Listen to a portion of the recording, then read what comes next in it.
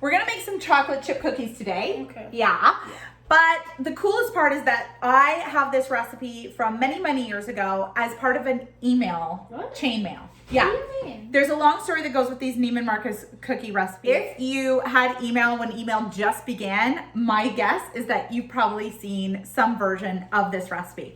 So I'm gonna post all of the ingredients that you need and the instructions down below, including another link on how to make your own brown sugar if you don't have it, because I didn't have any and I totally made my own. It's very exciting. One ingredient that I think is probably optional if you don't have it is the instant espresso ground. So with that, let's get baking. All right. The first thing you need to do is preheat that oven to 300 degrees. Do it.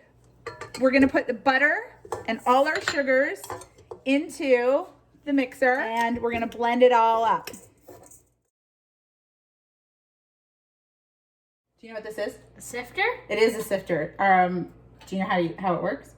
You sift stuff? You could sift stuff, or you can do what I'm gonna do and not sift. And I'm just gonna throw my flour in because I don't have time to sift. I mean, we do have lots and lots of time to sift. I just don't feel like it. Next up, 1 egg and vanilla. So good.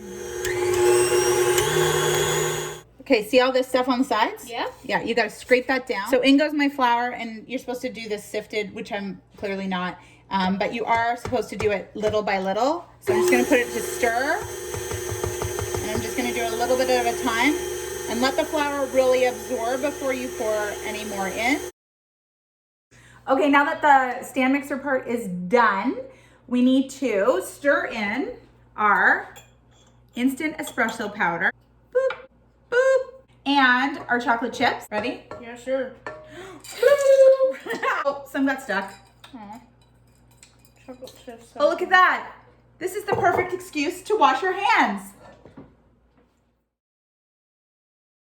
Ready, set, stir.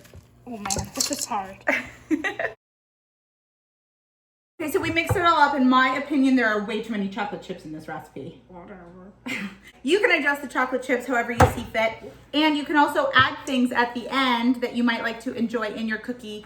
I love walnuts in a chocolate chip cookie. I don't. The K-Man suggests maybe peanuts might work too. Could be interesting, but you can also just leave it pure as is if all you want is your original Neiman Marcus cookie. Now, we gotta scoop them out. This is such an easy way to scoop out the perfect size cookie.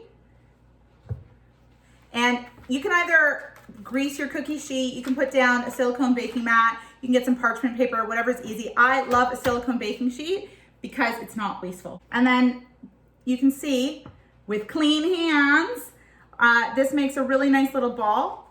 The recipe suggests after you make the ball to smash it. So like bam, smash. Oh! Too aggressive. 3 Are cookies. you slightly frustrated? Quarantine got you down. Smash a cookie. Yeah. Oh yeah, definitely don't smash a baked cookie. Unless you're smashing it in your mouth. No, we don't. We're gonna keep scooping and scooping. All right. Smashing and bashing. And then we're gonna throw these bad boys into the oven. C is for cookies, that's good enough for me. How long do these guys have to bake? 20 minutes. 20 minutes, 300.